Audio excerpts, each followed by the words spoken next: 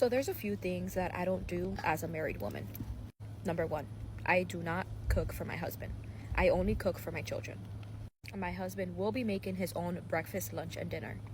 Number two, I do not help him pay any bills. So if he is short on the rent, on utilities, or anything like that, it is not my problem. I will not be helping him out. His job is to provide for his family, so I am not financially contributing to any of the bills. Number three, I do not do his laundry. I have my own laundry and my children's laundry to do, so he could do his own. I won't help him put it away. I won't help him fold anything. That's his responsibility. In our first clip, this wife boldly announces she doesn't cook for her husband, pay bills, or do his laundry. She reasons that he's a grown man, so she's not enabling him. Men, if you're in a marriage like this, you might be wondering, what's left for me in this partnership? Let's see how viewers respond. I guess I'm weird then, because I love taking care of mine. It's a great way to show love and compassion, especially if they're paying all the bills. This commenter believes cooking and laundry can be acts of love, especially if he's handling finances. Men often appreciate tangible gestures, but that doesn't mean wives must do everything.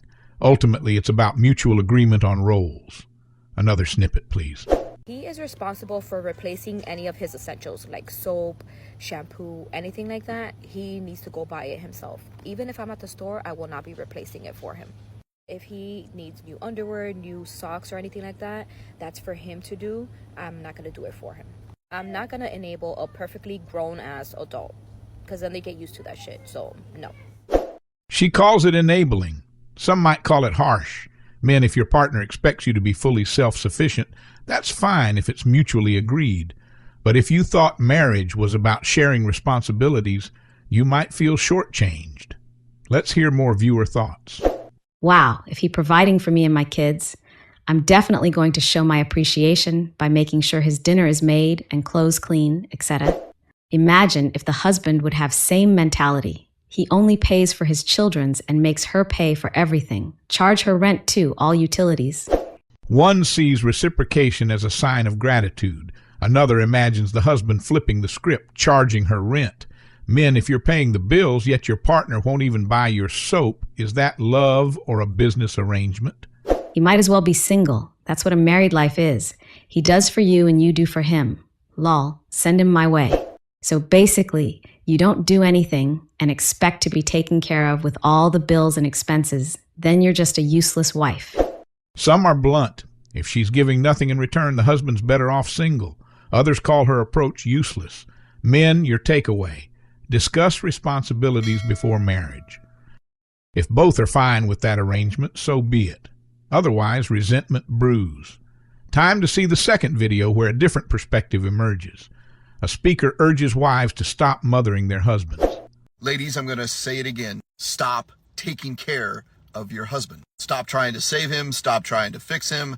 Stop coddling him. Stop enabling him. Stop trying to change him. You are doing a disservice to you and to him and to your kids. As hard as it is for you potentially to stand by and watch him behave in ways that you know aren't good for him, in ways that are dysregulating for you and perhaps for your kids, I get it. I understand. It can be incredibly hard day in, day out to watch the man that you love make poor decisions, choose different paths than you would. When you try to tell and coerce and manipulate and control, and then disguise it as trying to help him, ultimately all you're doing is hurting the entire situation. And the reason why you continue to move in those directions is because of your inner wounding, your need to control everything and everyone around you. Now, there's a positive intent underneath. You believe that if you control, if you direct, if you stand up in your masculine energy, that things will get done. Your husband could actually change, but it never happens and it never works. And listen to this very carefully.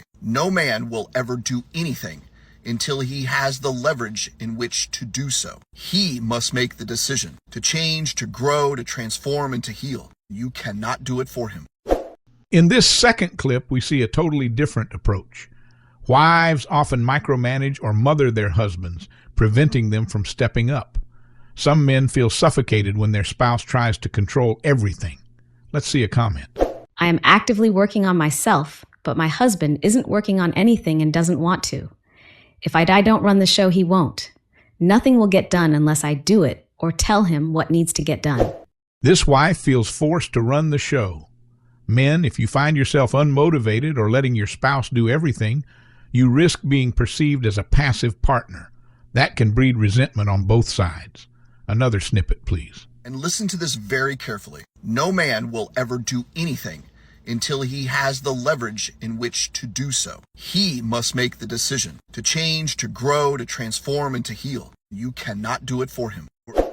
She's basically saying that men have to grow from within, not because someone is nagging or controlling them.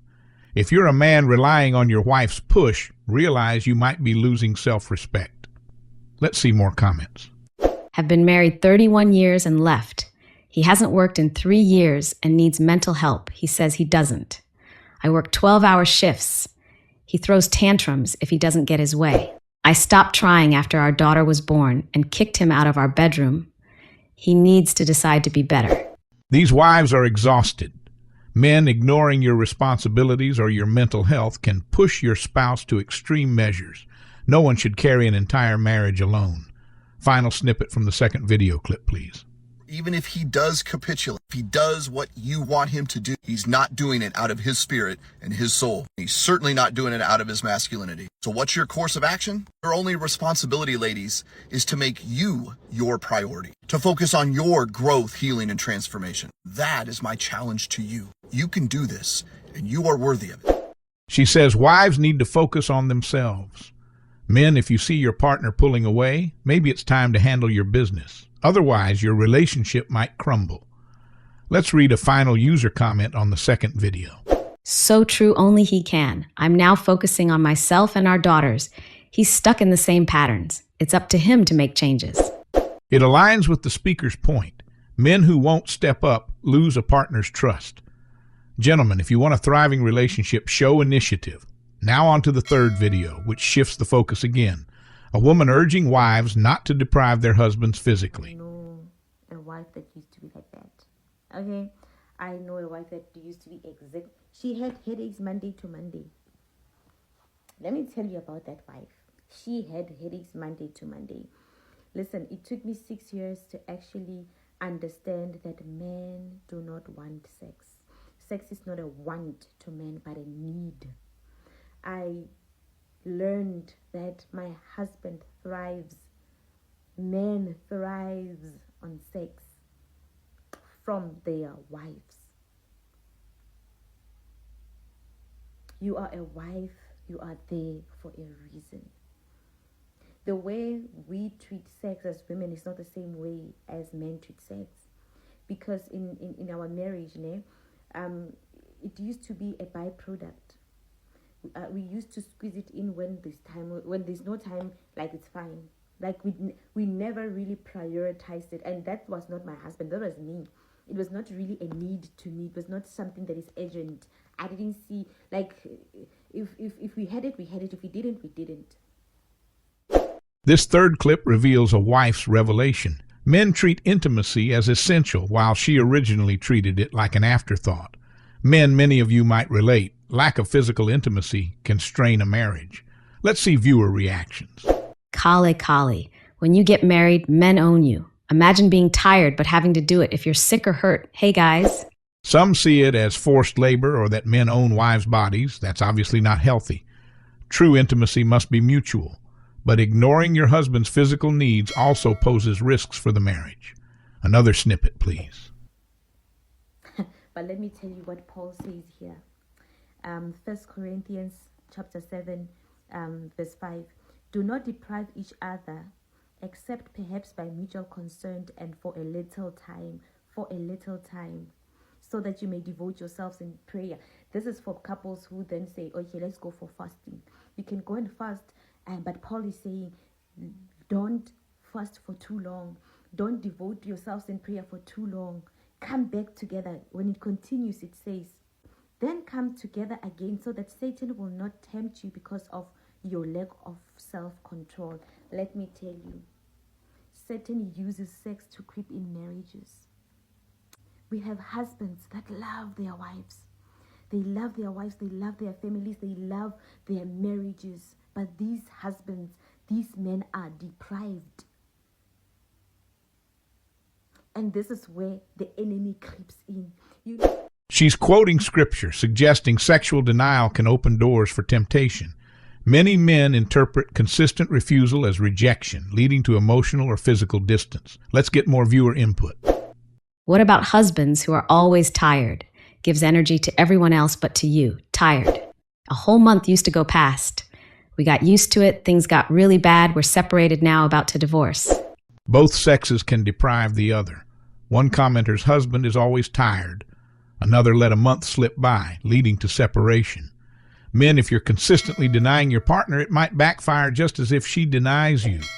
Let's see the final snippet. All of this 6 years of marriage, I've been thinking that my husband is not a morning person. I thought he's not a morning person. In the morning he's grumpy. No, he's not. This was a deprived man. Let me tell you, I had to study his patterns, and I realized when we have sex in the morning, my husband is this happy person. Here he's in the mood, he's jolly, he's bubbly. But when we haven't for a period of days, then the I need to defrost when I wake up comes up. And I was like, okay, this is where it stems from. This is where it stems from. Do not deprive your husbands. Do not deprive your husband. That's what the very same scripture says. Wives, your bodies do not belong to you, but to your husbands. The same way, husbands, your bodies does not belong to you, but to your wives. This is how the oneness is formed. This comedic snippet, if she doesn't get it, she goes mad. Some couples thrive on frequent intimacy. Others prefer less. But if one spouse is starved or forced, trouble looms. Let's read one final comment. Me 2 days without it. I go mad. My husband knows there is no way. When he's tired, he negotiates with me. Babe, I will wake you up before work, please. Clearly, for some, daily or near-daily intimacy is crucial. Men consider open communication about frequency and needs. Bottling frustration leads to resentment or, in worst cases, infidelity or divorce. And that's the big picture from these 3 video clips. One woman won't do anything for her husband, sees it as boundaries. Another urges wives to stop mothering husbands, focusing on themselves instead. A third warns wives never to deprive their husband physically, referencing scripture to highlight how easily temptation creeps in. Fellas, each scenario underscores the importance of clarity, communication, and mutual respect. Decide which arrangement aligns with your values, but never ignore your partner's perspective. If you found this enlightening or just plain entertaining, hit subscribe, drop a comment, and share this video with a friend. Thank you for watching.